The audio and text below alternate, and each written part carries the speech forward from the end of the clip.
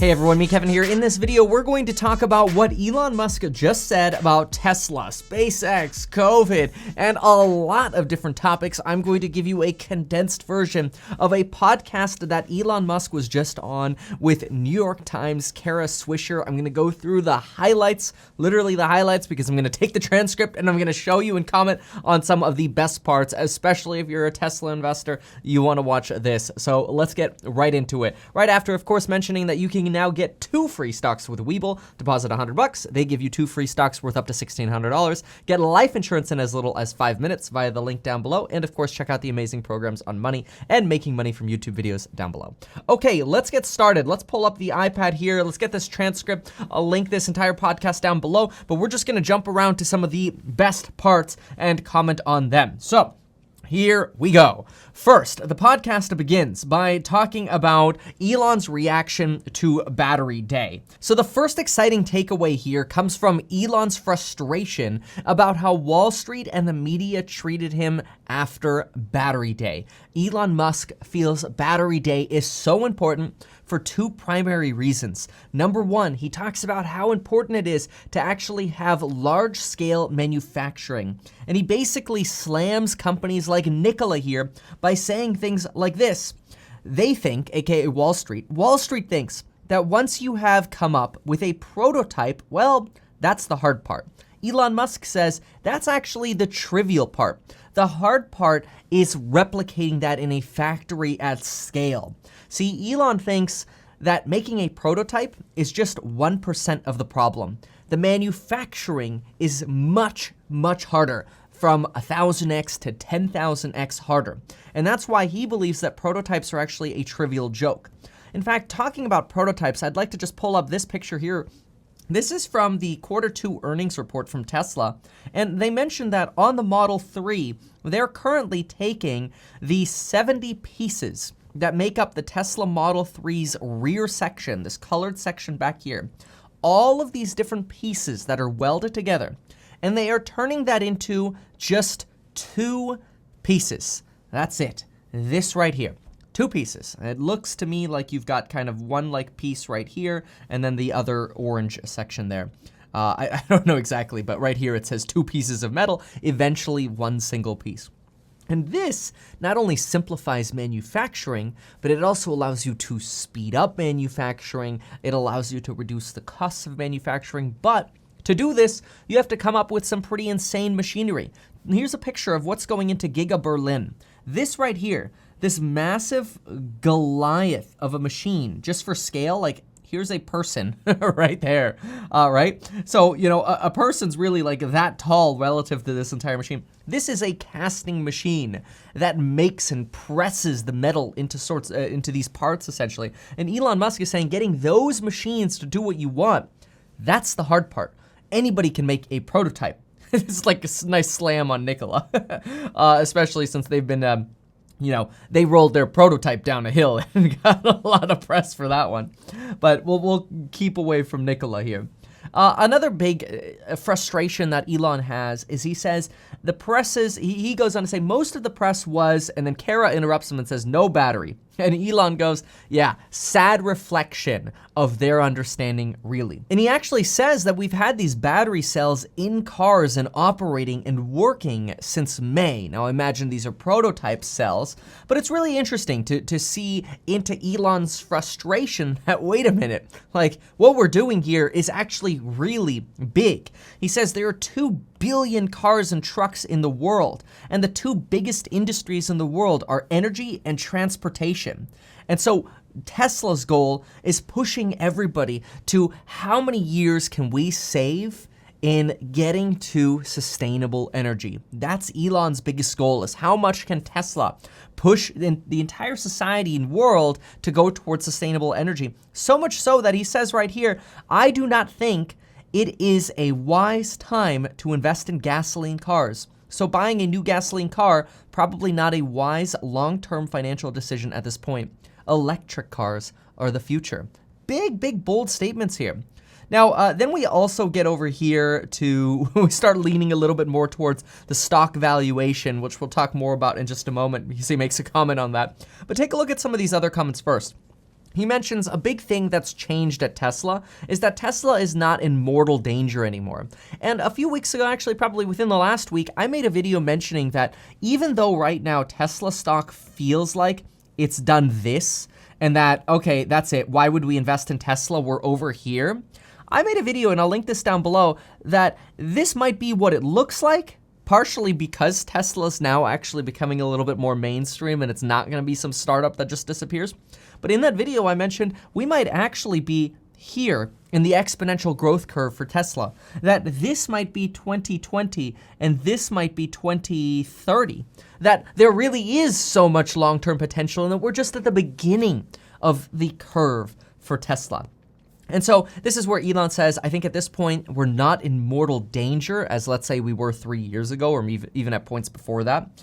He says that Tesla has been able to get to volume manufacturing, have a positive free cash flow, which he sees this as very important because basically his goal is when he's manufacturing cars, he's trying to manufacture cars faster than the bills come in for the parts. And that allows him to keep using that cash to invest in more factories and more infrastructure to build the cars even faster. It's kind of brilliant. Because usually if you get a shipment, like here are your X tons of aluminum alloy or whatever, okay, you owe us the payment in 30 days. I think Elon's point of view is, okay, how much can we crank out in the next 30 days? And it's smart because it keeps a business certainly solvent much longer. And that's one of the things and references that Elon has here. He says that the only companies in the automotive space that have not gone bankrupt are Ford and Tesla. Every other company has gone bankrupt. Even GM and Chrysler went bankrupt in 2009. And the only way a new company breaks in is by making a car that is so compelling that people are willing to pay extra for that car.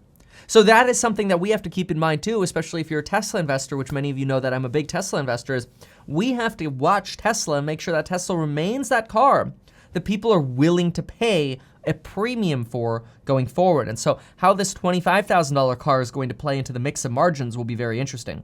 Now, about the actual stock price, Elon Musk says, I've gone on record already saying that I think the stock price is high. That was back when Tesla stock was at somewhere around $750 pre-split.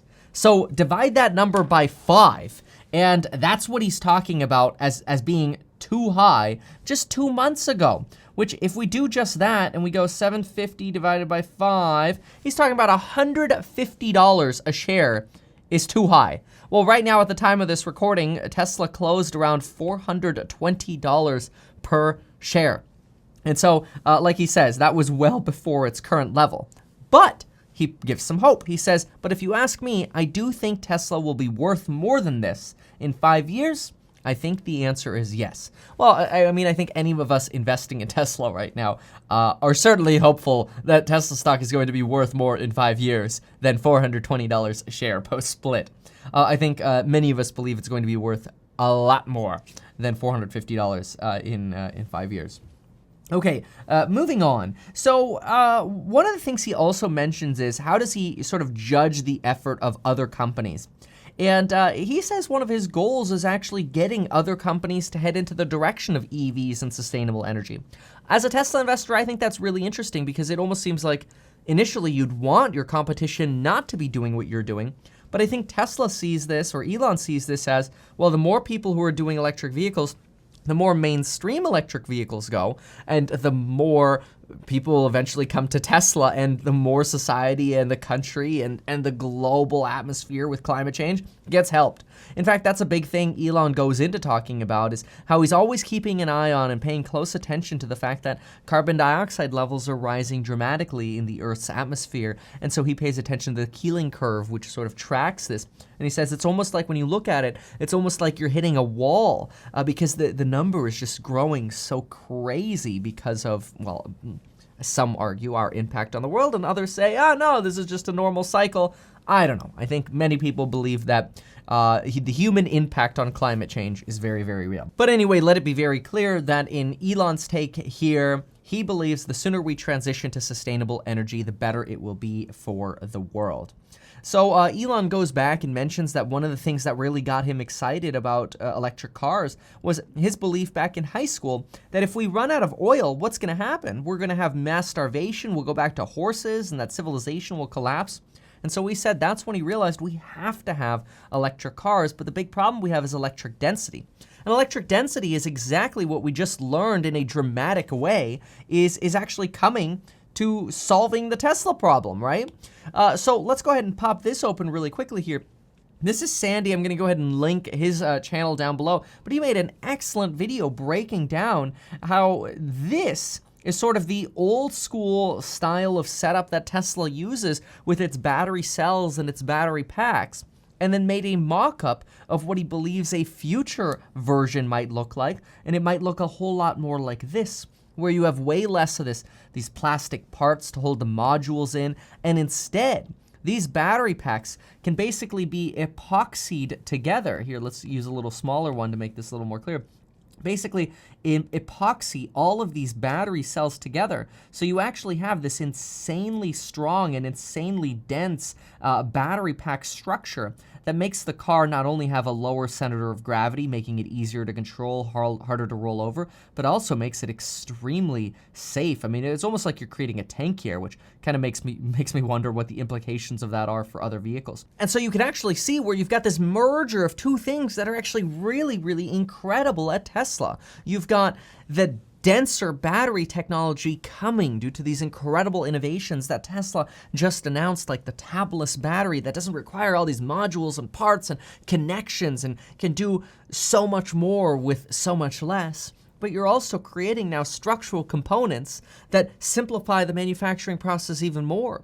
So you're kind of attacking the whole climate change and Tesla problem in two different ways. On one way, you're reducing costs for the company so they can produce more EVs faster. But then on the other hand, while you're reducing parts, you're also making every single individual part stronger and more efficient, meaning you need less of them. Like both of them compound the impact of what's actually happening here. And this is where I think Elon's frustration comes in so obviously, especially not just in this podcast, but in other interviews as well, where yeah, maybe the media is missing the long-term scalability of all of this. And maybe it is true that we are indeed just on the early part of the exponential growth curve for Tesla. Maybe this is really where we are because we haven't even really seen the beginning of how all of these things can come together, increase the profit margin for Tesla, make Tesla more efficient, but then also make Tesla even harder to actually keep up with, not even compete with, just to try to remotely keep up with Tesla.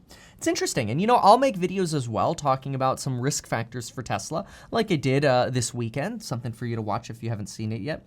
And that's not because I'm not a Tesla bull, it's just because I want to be a Tesla realist as well. Anyway, let's keep going on through what else we've got here. Oh, Elon Musk, for a moment, talks about the election. And Elon Musk believes that America will decide the election after the debates. And he believes that because he thinks that people just want to see if Biden has it together. And if he does, Elon Musk believes that Biden will probably win the election. Elon Musk says that he's very socially liberal and probably center or maybe slightly right of center on economic policy, but very socially liberal.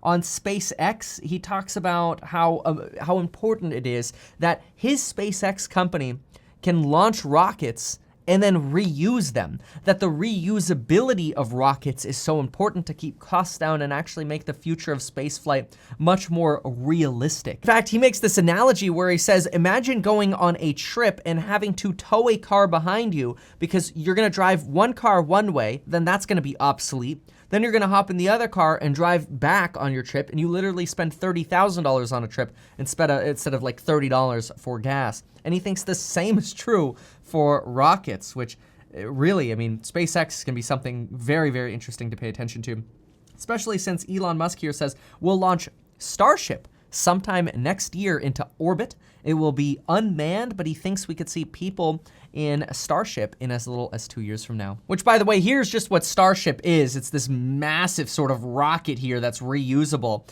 And the headline here is, Service to Earth Orbit, Moon, Mars, and Beyond. The SpaceX's Starship spacecraft and Super Heavy rocket are referred to as Starship, represent a fully reusable transportation system. That's incredible. And so this just gives you some sorts of updates and ideas about starships and delivering satellites into space, maybe even landing on Mars in the future with this Starship. So really just incredible things going on here. But let's keep moving on. Let's see what else Elon has to say. Elon talks a bit about Neuralink in this interview. Let's talk a little bit about that as well. Elon sees Neuralink as basically a Fitbit in your skull or an Apple Watch in your skull. And his first goals, ethics are a big thing for him. He wants to do good for society, so he says, right? And I believe him. Knock on wood. But he wants to start with people who need the most help. So think about people who are quadriplegic or tetraplegic, who can't use their limbs or have severe seizures. He goes on to say that this could be useful for people who overall want their memories to be improved, to remember their family, to remember their children, because at some point as you age, you will have dementia, he says. And these are tools, the Neuralink are tools for you to be able to maybe have a normal life longer. He actually points out this essay that's called "They're Made of Meat." And I guess the essay kind of jokes about this advanced supercomputer culture that makes fun of humans when they meet us one day. And they say things like, here, what Elon Musk says, "Can't believe it." And it's like, well, how do they talk? It's like, well, they blow air through their meat flaps and then slowly move the meat flaps and have like a meat flute that makes different tones. And this really leads Elon Musk into talking about how inefficient our way of communicating really is, and that Neuralink might be able to help us output or increase the bandwidth of our communication better. So in addition to maybe making people walk again, or solving depression or anxiety, or dealing with schizophrenia or seizures, you can help people with their memories. You can help people communicate faster. Really, just the amount of things that are in this podcast are absolutely incredible. And of course, I encourage you to listen to the podcast, but I'm just giving you a glimpse of some of the things in here, and it's great. And again, Elon reiterates that his goal is to maximize the future good that he can do. Now, he does mention on COVID, though, that he believes the whole COVID lockdowns were irrational. He believes that he won't get a vaccine because himself and his kids are not at risk. He mentions that it wasn't fair that Alameda County made, Elon Musk's factory shut down. He mentions that if employees feel they're at risk, then they should stay home. At this point, the interviewer presses Elon Musk a bit and kind of says, well, isn't it sort of your duty to make sure they still get paid if they have a legitimate reason for staying home? And Elon Musk says, well, let's just move on. Things actually got a little tense here. Just move on. That's what you want to do. Kara, I don't want to get into a debate about COVID. That's the situation. If you want to end the podcast now, we can do it. Whew, ouch. So it gets a little intense there for a moment. But Elon Musk goes back to talking about how irrational the lockdowns were in his opinion. And then she kind of slaps back and says, hey, well, why don't you do something about it then? Which that seems to be the way to kind of get Elon back onto the right course of action. Like, well, what are you going to do about it? And Elon tells us a little bit about here how he just has so many things that he thinks about solving that he can't allocate all of the brain power to all of these different things, and that maybe he should spend more time on thinking about vaccines or COVID, but he's not going to because he goes to sleep, trouble going to sleep, because he says he has so many questions in his mind that it's almost like having too many browser windows open or something. And he says that endurance definitely goes down a little bit as time goes by, and hopefully wisdom gets a little bit better. So he's kind of saying, like, you could really only grind with all of these thoughts and ideas for so long, and you have to prioritize what it is that you want to do in life, what it is that you want to get ahead with in life, because if you scatter your brain and you think about too many different things, you really end up getting nothing done. He also talks about wishing that he could delegate more responsibilities to other people, but basically not having enough people to delegate to. So, and this has been a common theme that we've seen sort of on Twitter. He frequently comes out and says, hey, like, does anybody want a job? We need good engineers. We're hiring. We need more people. But yeah, well, there you have it. That's actually the end of the podcast. But really, really incredible. Hopefully you've appreciated this little breakdown here. Amazing podcast, worth listening to, and some really incredible things to consider. Now, for me and the future of Tesla stock, I keep getting asked, Kevin, when are you going to sell your Tesla stock? I'm not selling my Tesla stock. I'm going to keep this Tesla stock because I'm a strong believer that we are at the beginning of that curve. I encourage you to check out this podcast. Keep an eye on SpaceX, folks, Neuralink. These are incredible projects. And we got to be careful too, because even though competition seems to be far out for Tesla, it's coming. So let's stay frosty. Get your 2 free stocks with Webull. Get your life insurance. Great podcast, Elon. I doubt you're watching this, but great job anyway. And folks, thanks so much for watching. We'll see you in the next video.